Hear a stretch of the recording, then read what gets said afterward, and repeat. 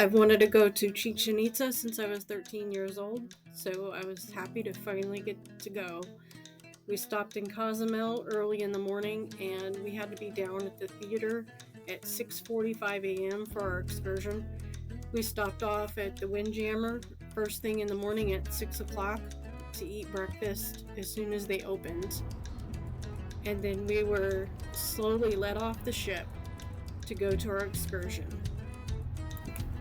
We had to take a tender boat to Playa del Carmen, and then from there it was a lot of walking just to get to the van. I think I ended the day with close to 20,000 steps. So almost like going to an amusement park.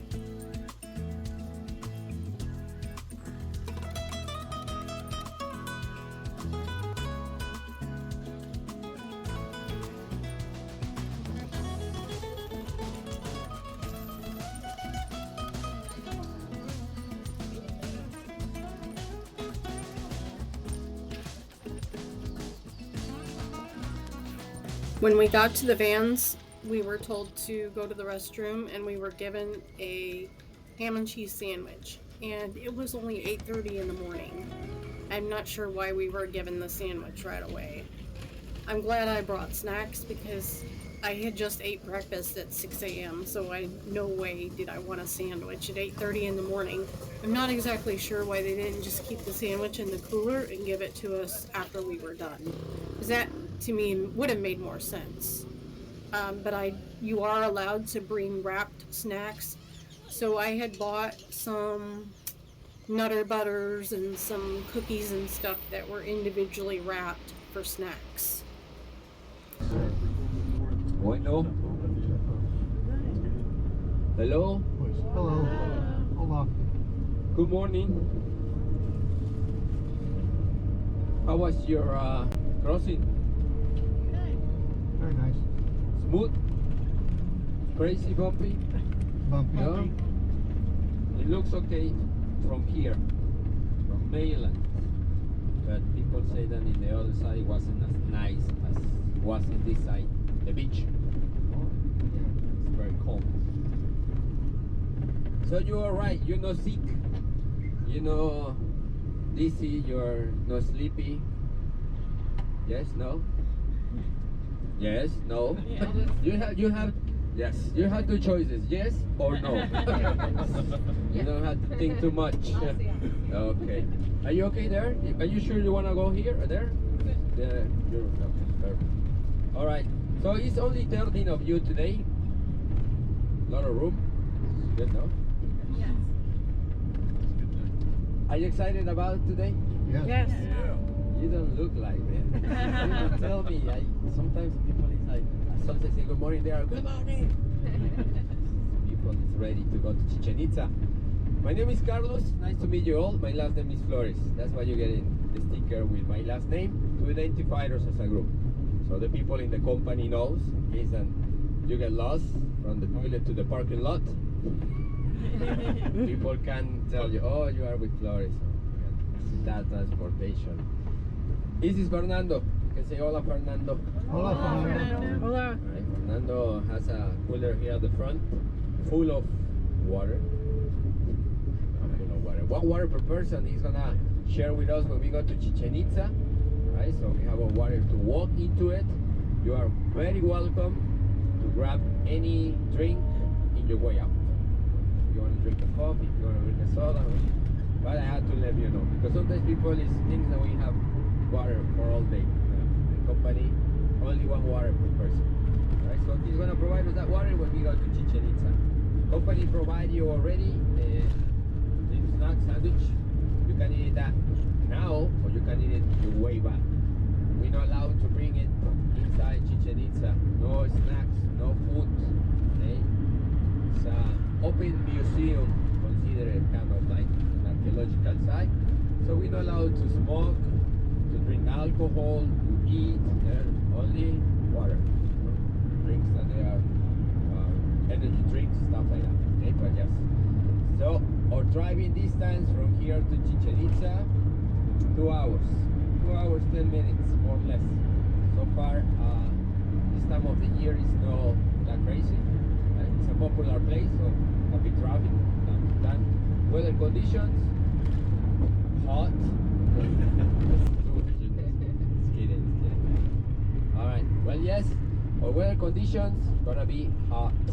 Alright, seems like when it was my last day in Chichen Itza, maybe a week ago, something like that. And I remember it, and I was like, alright, it's getting hot. And this is just the beginning of the season. So, the worst month of the year, May. Very dry, hot. I'm not surprised. You have what? I'm not surprised. You're not surprised, no, and it feels like somebody hit you in the head like that when you're walking on the sun. But yeah, this bus is gonna be ready to run back 10-15 minutes before our departure in case that you already like need air conditioner. You can come back to the bus. Tell you that because that happened when it's hot. People like tell people, hey, you have 40 minutes free time. I walk back to the bus and they're already sitting on the bus. So, still hot. They see what I want to see, so that's it.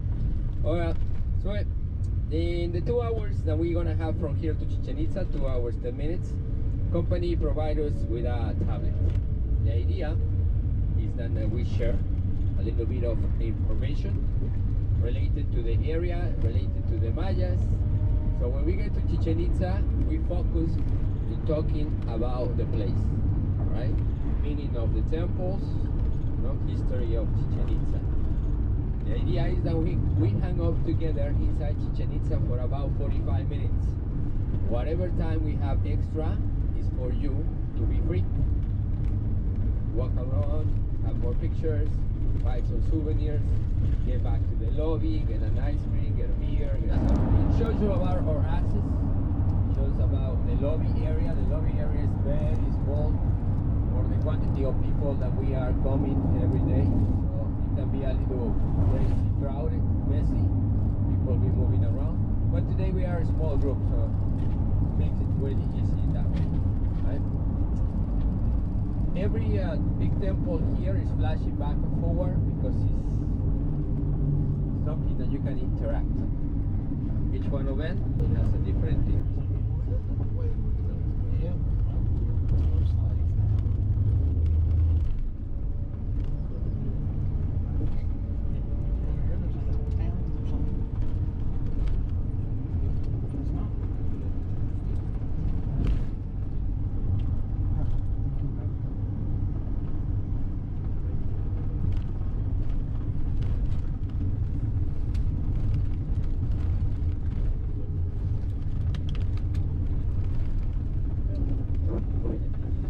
Everybody, this is what we have to do. We're gonna leave the tablets on our seats. Okay, we're gonna have any garbage that we have with us. We are welcome to put it on our seats. While we go away, Fernando is gonna give us a hand to tie up the place or whatever you feel like. Just leave it on there. Right? Sunglasses, hats, wallets, cell phones, in this case your cameras. When we get off, you give me the money so I can go and pay. And the bottle of water that he's going to provide us. As soon as we get to the parking lot, he's going to get closer to our access. But he's going to bring the cooler, pass us the bottle of water, and then we start walking. Okay? Right now, just play with your timer. Everybody get your cell phone and just put the timer on.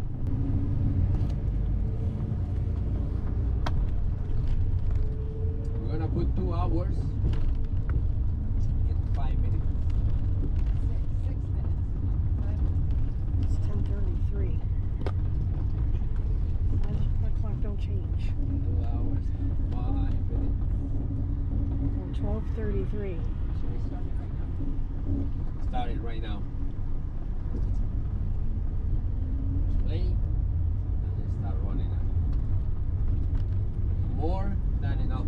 It wasn't any traffic in the paychecks that we had to cross.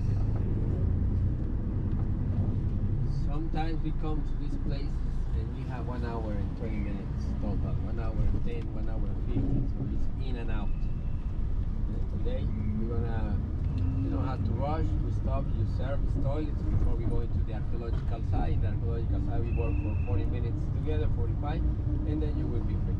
Okay? The calendar papers, the pamphlets, bring it out with you if you want to make your own one. I see one there. If you want to make your own one, so you can read it, your handwriting with the people who will make it, so there is no mistake with your handwriting. Okay, in this case for the names. How much is the devices again? It's about $4 per person per device. 4? Or yeah. Okay. Yeah, well, it's charged in pesos, so I had to pay in pesos. Give me back in dollars. This is the time of Piste.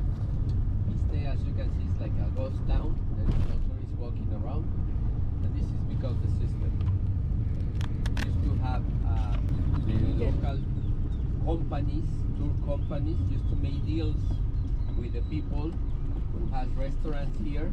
So after they finished Tulum, they used to stop with the people to have a Yucatecan cuisine, buffet, or plate, they serve for lunch. And then they'll allow the people to walk around to the people half an hour. I have my company, I bring in the people here. Oh, I'm losing a lot of money because these people is buying stuff here. gonna do, they're gonna lease a land nearby or buy a land. The parking lot, right hand side, big buses, left hand side, small transportation like this one, and private cars. I'm telling you that so you realize that if at some point you find yourself where the big buses are, you're not gonna find us there. You are in the wrong side of the parking lot.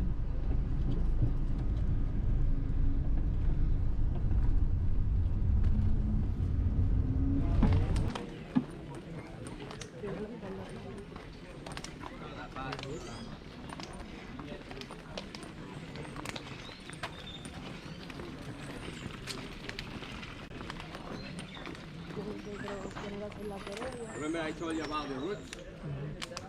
If you look at the roots, they are big because they break in, so they go wider, bigger, taller. Look at this wide, big tree. The name of this tree, we call it ceiba, sacred ceiba. The Mayans call it yakshe, it means the green tree. But it's a symbol for these people. It's the tree that unifies the three levels of the cosmovision. Supraworld, terrenal side, and the underworld, right? So it's a sacred tree of life. I'm gonna show you a poster later for you guys to understand why it's so important to put those levels together. Okay? Now, before we go, let's the group go. The paths that we are walking through it, they are originals. They are the ones Mayans made to get into the ceremonial center. Eventually there, in the left-hand side, there is like a wall on the side. That will be a limit. For what? You are a noble or a servant of a noble, you will be allowed to cross. You are not, that's the limit. Only ceremonial center, only people who are allowed to it. Everybody else live in the surrounded. Their life is in the surrounded, not inside places like this. Okay? Let's go.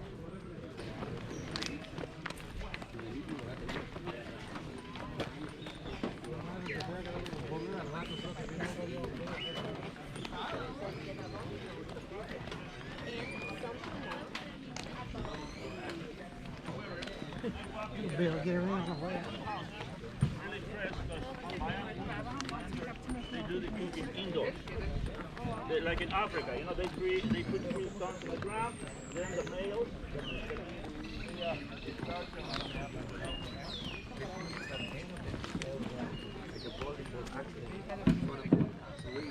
That's why the park.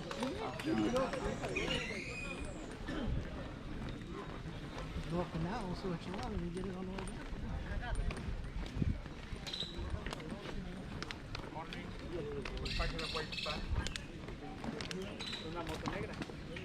Making our way by with my friend.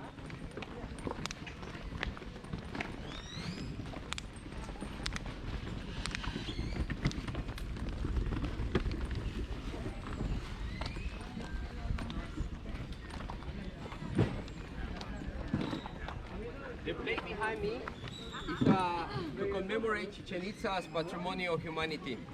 That happens until 1988 by the UNESCO. There is no signs around us and it says exit that way. So this is your sign, right? When I finish my tour, I finish it in the other side of that alley. I will stop and I will point. This, it leads you to the plate. You find the plate, you walk to the right.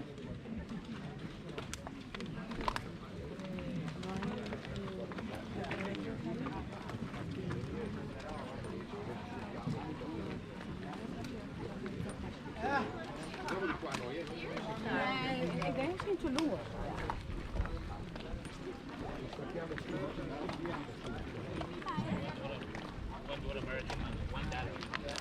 $1 American money, 20 pesos, $1. One baby dollar, $1.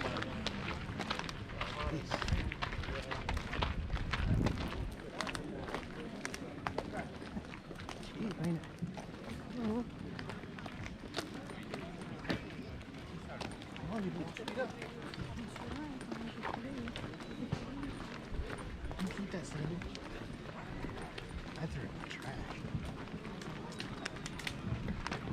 Water was getting cold. How'd I find that? You used to be able to. That's all there is right here.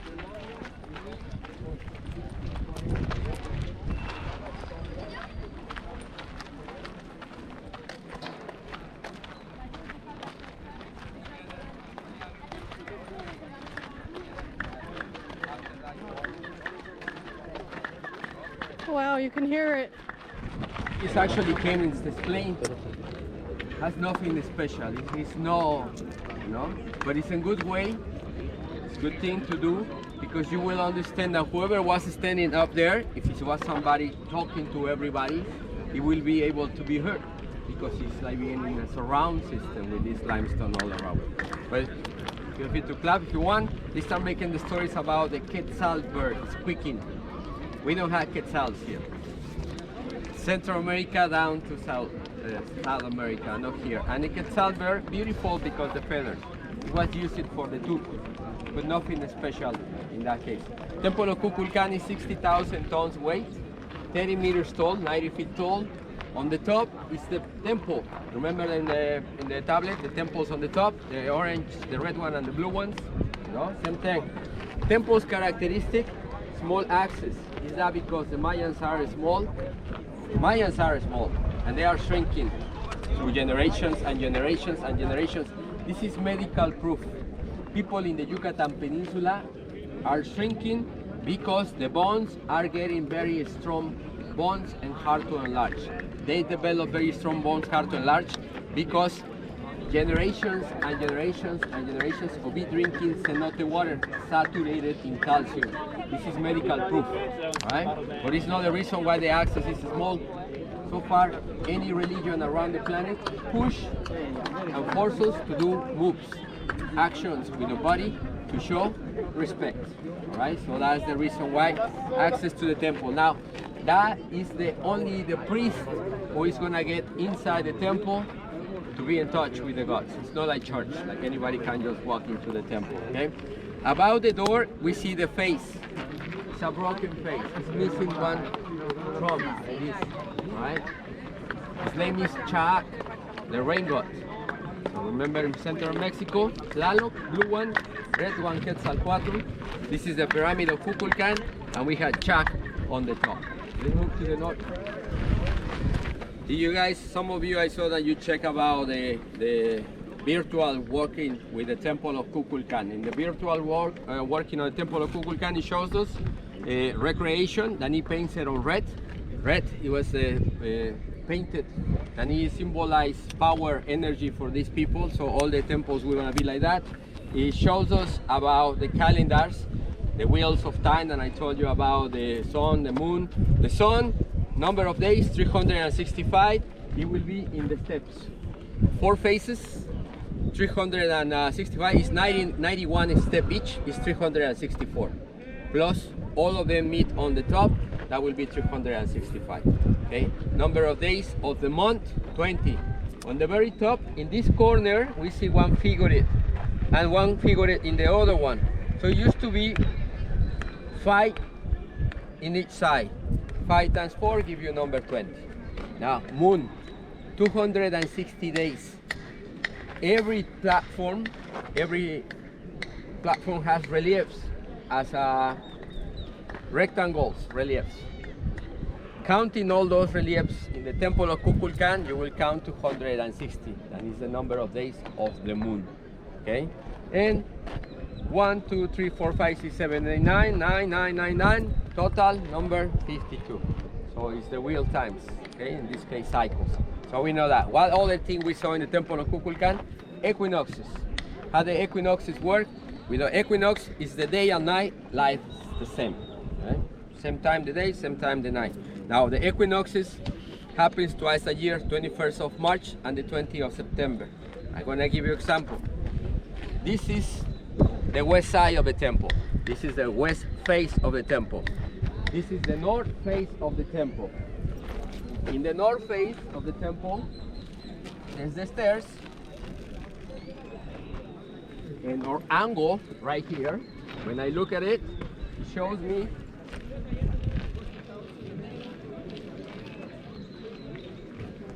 triangles behind. You see that? What is that? That will be the tip of the other corner, the northeast corner. Now, when the sun is going down here, this corner, it will recreate shadow of the tips, reaching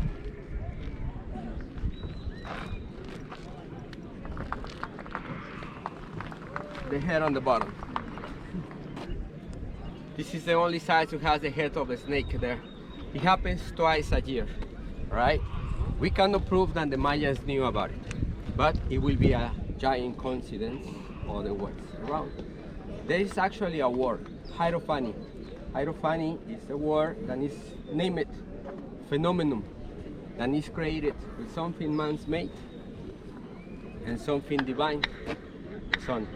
So we know cultures around the planet used to use the sun to recreate this. Okay, let's get closer.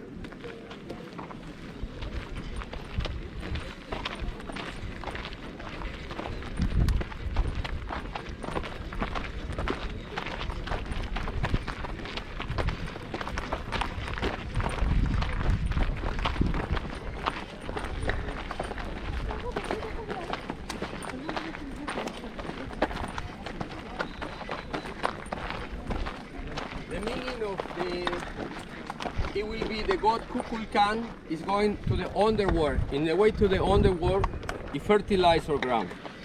We know that the people work like that, seasons, you know, in this case. Now, Temple of Kukulkan behind me. Other thing that we saw in the tablet, it was related to this. What is this? Temples inside temples. In 2014, it was the first time that the geophysics of the National University Autonomous of Mexico, he planted electrodes all around the temple. And with that working ondas, they found out that there's a little temple inside. Same characteristics, only 10 meters tall, 30 feet high.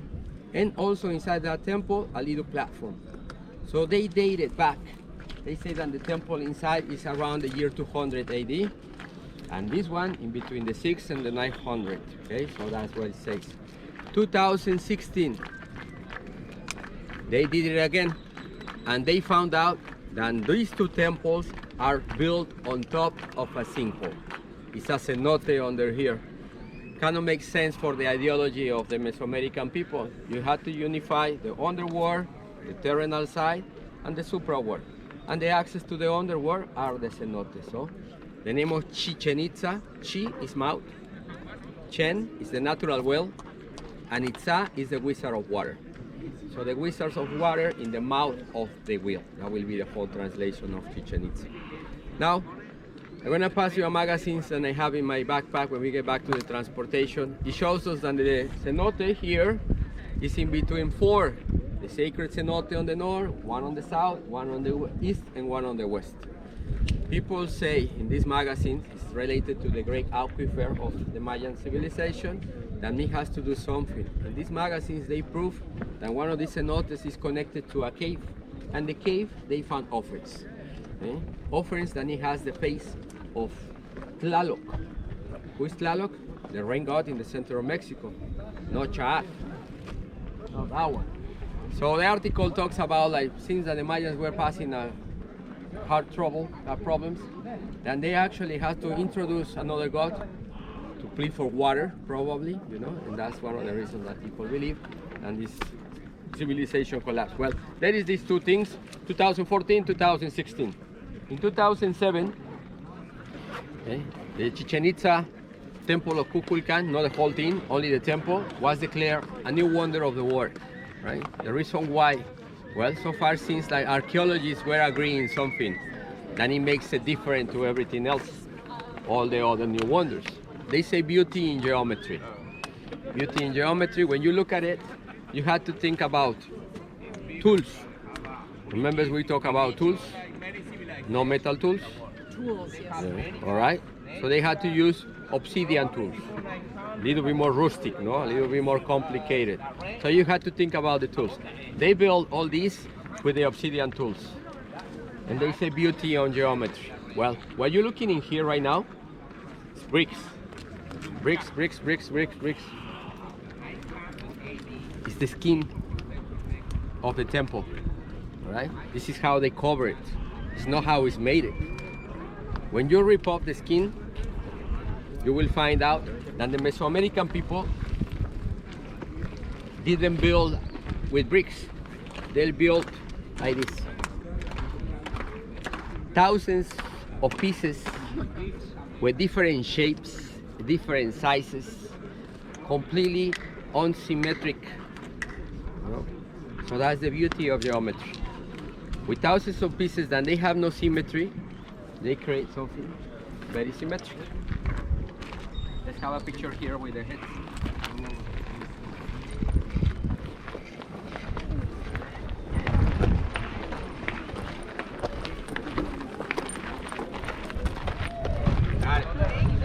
Next. You're welcome. You can say that we are in the center of the base of their civilization, the culture. Why? The bases are religion, that will be the temple of Kukulkan, politics, the temple of the warriors back there, the platform of knowledge, it will be Venus, astronomy and astrology, and the platform of the jaguars and the eagles, we're going to walk back there in a minute. Here represents the military power. In front of us, right in the center, on the top, there is a figure. The figure is called Chacmol. Okay? For some archaeologists, it represents human sacrifices. Why is that? They prove that the ball that is in his belly, he's like lying down like this, right? It fits exactly the size of a human heart. They believe that it was used only with that purpose. Obviously, there is a different hypothesis, different theories, different ideas of archaeologists. And it says, well, not only Mesoamerican people offer human organs to the gods, they offer all the kind of things. One of the most important things in this case is related to what we made from. They say horn, right? Let's walk all the way. Yes, she does. All right.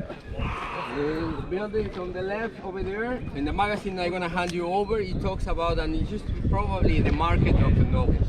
Right? They call it Temple of 1,000 columns. It's only 260 total. Round columns. It's been proved that the Mesoamerican people, as the Greeks, Romans, and Egyptians, they also use it in the architecture of important and civic buildings. In this case, as palaces. Civil or commercial. Now, the columns here behind us, they are not round, they are square, and they are carved. A different individual in each one of them. Women were founded. Now, we know that this temple, it cannot represent the politics, in the main plaza. Politics will be related to society. So it's telling us that the women were allowed to be part of their society as the people, and the politicians will get closer.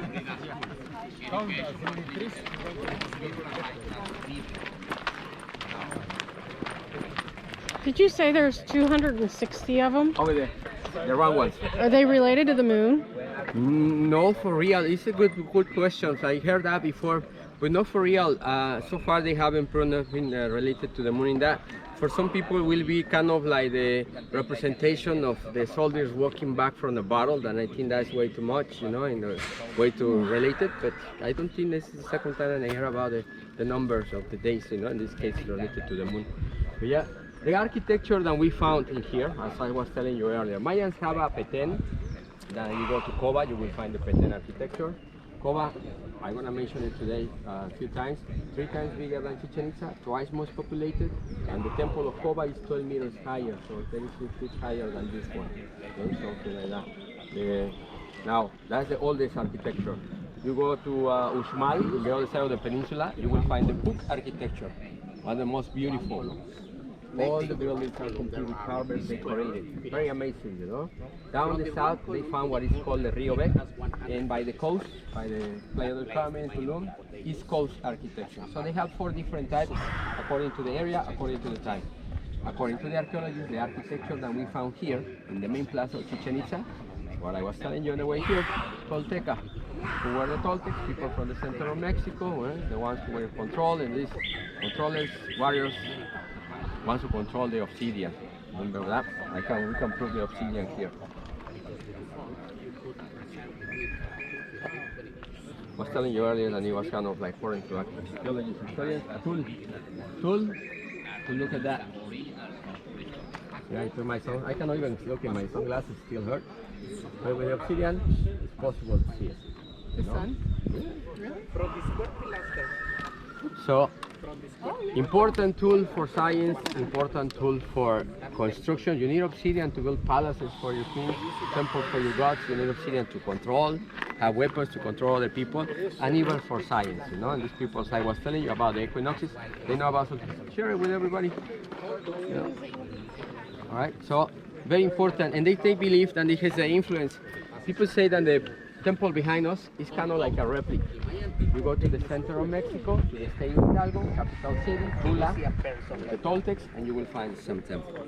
Right? So it's the representation of power, in this case, in a society. They control, you know. Now, something we're talking about, the structure, the base of the building. In the main columns on the stairs, the side ones, we're missing bricks. And you can see all these rocks attached. On the top, we're missing bricks. On the temple on the left-hand side, we're missing a lot of bricks. You can see them, they are kind of like square bricks on the side. In the temple of the Kukulkan, we're missing a lot of bricks and a lot of steps. The ones who already make the shape, you know. Where did those bricks go? History says that the Spaniards took them to build chapels and churches in the surroundings. Right? And they never rebuilt this place. Better built. And they believe, or that's the idea, that from the Yucatan Peninsula to the center of Mexico, remember I mentioned to you before, 1519 they came to the Yucatan Peninsula, no gold, no silver, moved to the center of Mexico following the track of gold. They leave the Franciscans behind in church to indoctrinate the Mayan indigenous to Catholicism, but they took years to come back. But from in a way from here to there, they actually were, history says, destroying cultures, temples, and building churches and chapels with the new gods, you know, in this case the temple, to destroy the morale of the people. People ask how long did they take to build that.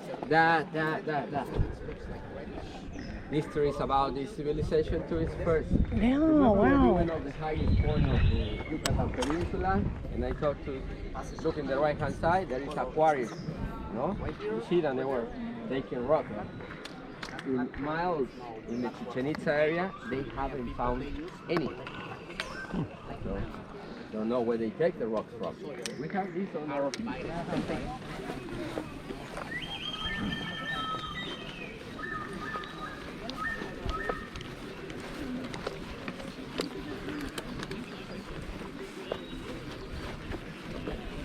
You've seen the cardinal things. Huh?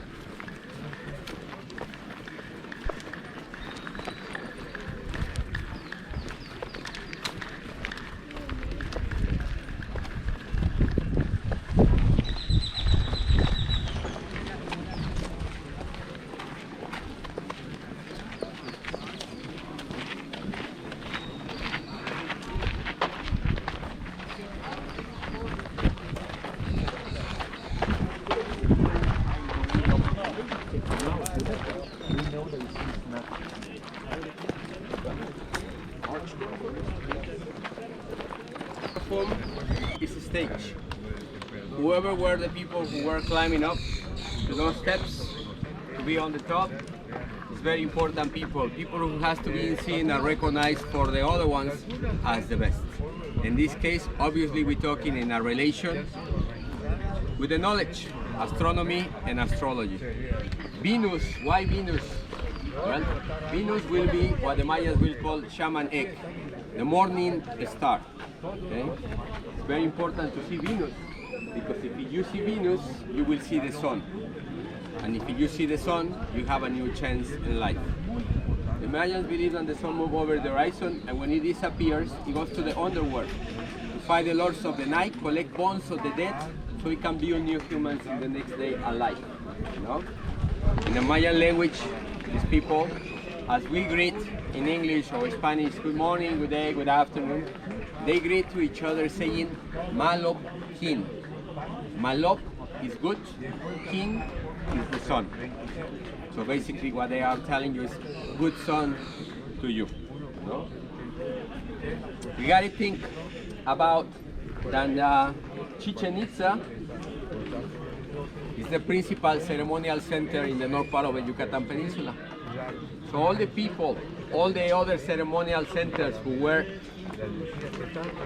in alliance with Chichen Itza It will be people who wants to come and be recognized by the size as the best or something. This is the map of the peninsula. Any idea where are we? This is the map of the Mayan world. Right here. You were very close. Here. Cozumel Island, Chichen Itza. Ruling and controlling the whole north part of the Yucatan Peninsula. Okay? So people from Nekbalan, people from Mayapan, people from Civisaltun, obviously they want to be recognized for their size.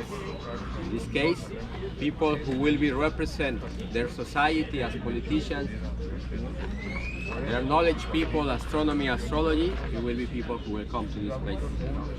Remember that this is place only for people who were related to ceremonies.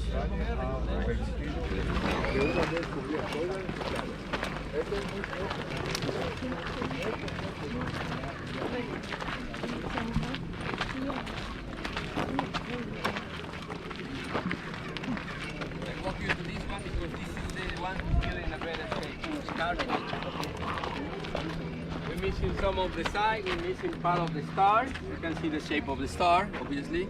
Egg. Alright? But here, follow me. No. Follow. Look at me so you understand what. Arms are like this. In the carving. No, you don't have to do it. There. The arms are like this. So you understand the figure. And then it's a tongue right in between the arms coming up. If you follow the tongue, it will be a face, human face, inside of the fauces of the snake, all surrounded. You see that there? The tongue, the arms, right? And then it's feathers around it. This is a Burman, you know. You have to understand that it's a fusion in between cultures, Mayans and Toltecs, now that we know the story about the Toltecs. Right? So in this case, people say, oh, it has to be Kukulkan because it's the snake, it has feathers, but it's something that he put another god in this idea of the carving. His name is Amuf-Sekaf. Amuf-Sekaf is the giving god, the honey god, the diving god, the god who is falling from the stars. Every time that you see a figure of this god, it's upside down, like falling. In this case, the arms representation there, it's like he's falling. You know? Arms forward. I don't think he's crawling like that. But it's that. And we know that everything that is related to the stars, most of the time, is also related to Amuk-Sekaf. So everything what we see in here anyway, we were talking in the way here about the Mayan hieroglyphics, the writing system, the mathematics system, the dots and bars. We haven't seen nothing like that, right? Mayans used to have the stelas, the stone tablets, the monoliths, you know, where they used to write the history, important things that you need to know about the structure, the temple, the ruler, part of it. You know, in this case, we haven't seen anything like that. Everything we're seeing, obviously, is more referring to the people of the center of Mexico, than they used to use symbolism. You know? You had to make an idea for whatever I put around it. You know, it tells you a story, right? We have the other platform. We already know what the platforms are. So we know that the people who will be representing military power, it will be standing out there, warriors. Now, the platform behind us is called the platform of the jaguars and eagles. Eagles doesn't exist in a flat land. They only go high hills, no? Mountains, volcanoes. It means we don't have eagles here. It has to come from somewhere else. Obviously, center of Mexico, we used to have the eagle warrior and the jaguar warrior. Jaguar is all the continents from the center of Mexico down to the Amazon, right? So principal predators, principal warriors.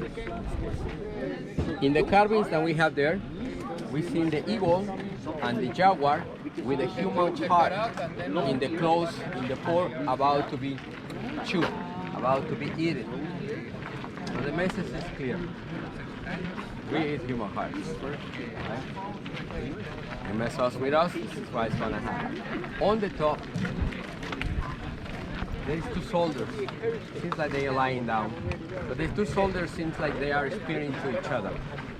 I know like they have a battle. Now, when you fighting somebody, you look at them face to face, eyes to eyes. I don't wanna fight her like that, right? And it's basically what it shows us there. The soldiers have the heads in the opposite direction of the fighter. So what it will represent? And in this case, you think about it, they're fighting together. Unification of forces. If we think about eagle and warrior, two different warriors, then they are fighting together. No to each other. Putting the forces together, and that's the idea what happens there. Before we go there, very quick, it's the shady side. We're gonna make a quick stop outside that temple. The big temple right there is the temple of the jaguars. Paintings inside, all right? It's gonna see in the magazines that I'm gonna pass you over, so you can see the painting inside. Everything related to symbolism once again, okay? The way that the archaeologists believe that the people represent and talk to the other people. If you don't know my language, if you don't read my writing, how is it possible that we can communicate? Obviously, until today, there is an article which shows about emojis. Emojis are ideograms and pictograms. They tell you the idea, they tell you the story. So that's what people used to do. Inside temples, paintings or carvings. If we are shaking hands, we are friends. If we are horse, if we are in a battle, we are enemies. So that's the idea, no? So that temple of the jaguars up there, we are not allowed to get into it, but we're gonna see the carvings on the bottom. Okay? Right after we do that, we finish with the ball game and you're gonna be free to go. As long as we stop right in the front of the pillar, one pillar has one person. The dressing, it will represent what they were supposed to be. Right in the middle, we have a throne, we have a jaguar seat. All right, so it symbolizes that somebody has to be recognized for a reason to be sitting there. Now, the one on the left, kind of like a necklace, shows the symbol of zero. The people say that guy represents knowledge, these guys represent politics, these guys has crossbones on the side, he represents the military power, and the very last one will be religion. Four bases. People believe that the Mayans were here in Chichen Itza. There were no one ruler in the splendor, there were four people, people who were controlling the whole system.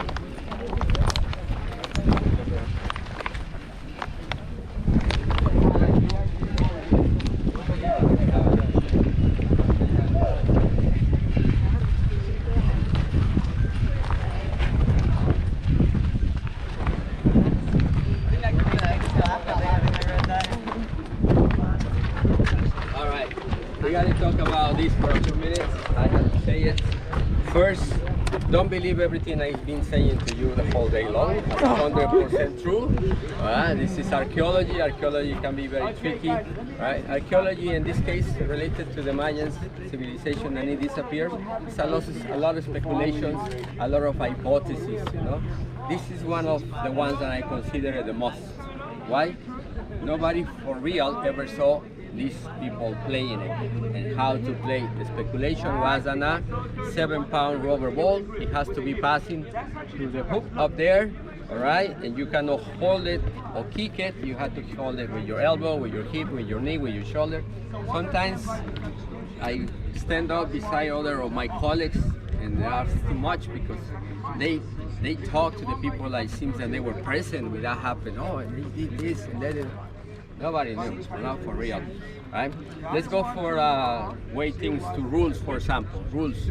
They say that it's 14 players in this, 7 and 7, okay? If you go to Coba, and it's 3 times bigger than Chichen Itza and twice most populated, you will find that Coba has 2 ball games. The size of Coba is from here to the wall, and this is the white. 14 players, doesn't match Coba, right? I told you about the circle. It's a sacred shape. It's the sun, it's the moon, it's the universe.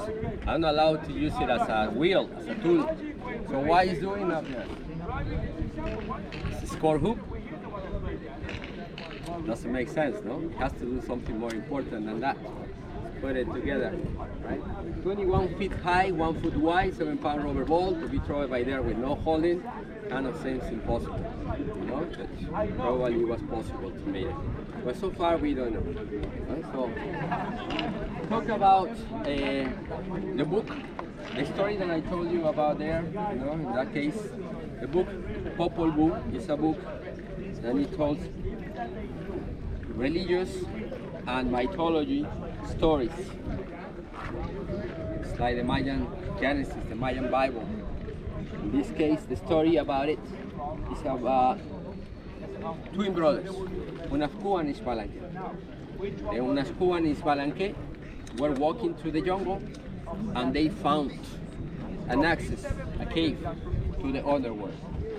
They get into the cave, and in the end of the cave, they found the lords of the night, the gods of the Xibalbá. The gods of the Xibalbá, to allow to the brothers to get back to the terrenal side, they say, you gotta play against us the game of the gods. So they play the game. And the first game, the brothers lost. So, they punish decapitation of one of the brothers. History says that the blood comes out, turned to snakes when they were falling to the ground, symbolizing the ground has to be fertilized with human blood. But with all respect, if you guys religious, all this mythology and religious stories has something that we don't understand how it happens. Kind of like a science fiction in the story. You know? In this story, they say that the brother came back alive, and they have a chance to play the Lords of the Night again. And in the second game, the brothers won. So the balance in between the humans and the gods was set. Right? The story continues saying that one turns to be the sun and the other one the moon. But well, what is telling us about it? Balance. You have to keep a balance, you know, in between humans and gods. In this case, was through the game. Everything that is related to nature. Remember that the peoples, Mayans, gods were related to nature. Right? To finish the story about it, with this, the tree of life. What that has to do with the story, I show you in the end. The tree of life is the tree that fusionizes the supra world, the terrenal side, and the underworld. In the supra world, the Mayans believe in 13 heavens or 13 gods related to everything. Creation. Thanks to the branches of the ceiba reaching those heavens, they supply light to the humans. We humans live and die in the terrenal side. And when we die, we get separated the body from the soul, the energy, the spirit. Why? Because the body has to stay where it belongs. Everything what we are is being taken from this ground. Crops we grow, animals we hunt, materials and minerals.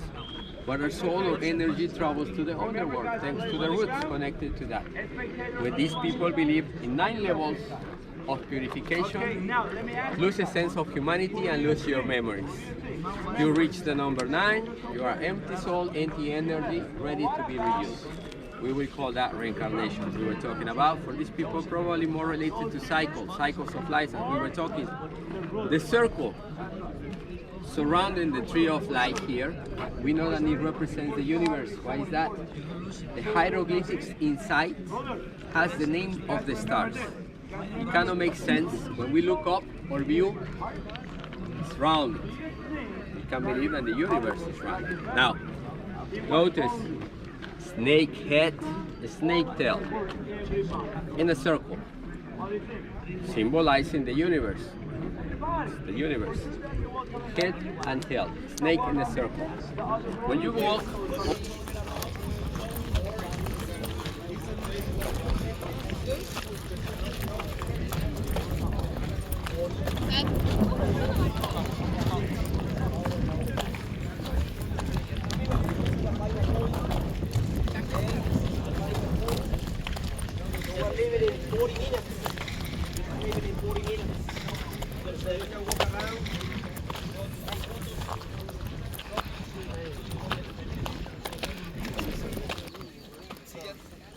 No, thank you. So on our walk out of the Chichen Itza area, we stopped by several of the vendors. A lot of the vendors could be pushy. They would scream $1, $1, to get your attention, and then you would get over there and start looking and then ask how much, and then they would say a different price. But some of them we got to talk down a little bit to get the price down a little bit. So we left with some souvenirs, and I felt like we got a good price for them. But you will have to haggle a little bit.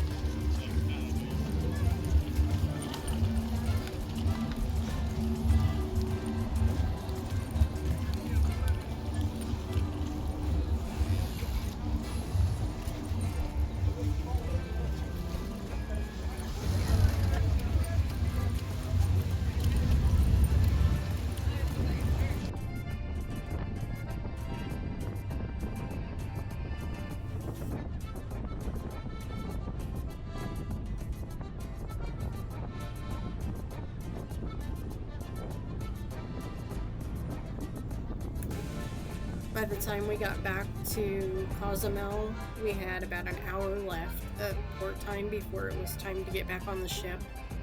We went in a couple of shops and took a couple of photos, but we didn't really do much. It was pretty hot, so we actually ended up going back to the ship before it was time.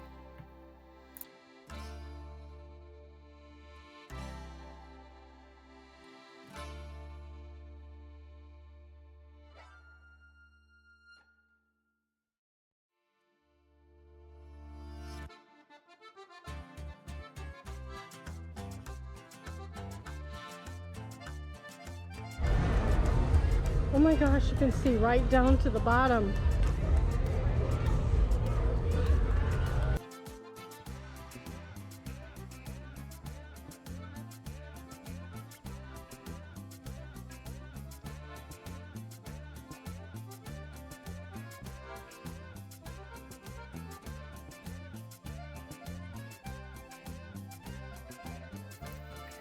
I think the time to get back on the ship was about 5:30 p.m. So after walking around a bit when we got back on the ship, I went up to the pool for a little bit, and then I went back down to my cabin and watched the ship sail away from the balcony.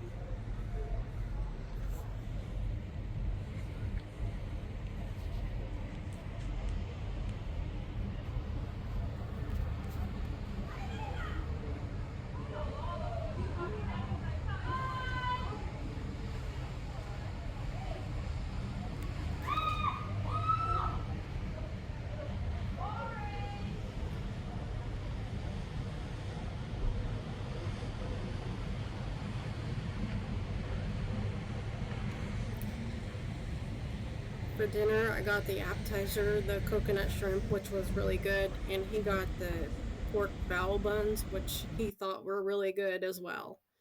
I tried the Jamaican chicken and I was not a fan of that. I actually ended up asking if I could get a different entree because I just didn't like it that much. So I swapped that out for grilled chicken, which was really, really good. And for dessert, I got the chocolate cake. The last show was called Staged Screen, and it was really good, but it was at 9:30 p.m. because dinner was at 7 p.m. So it made for a very, very long day.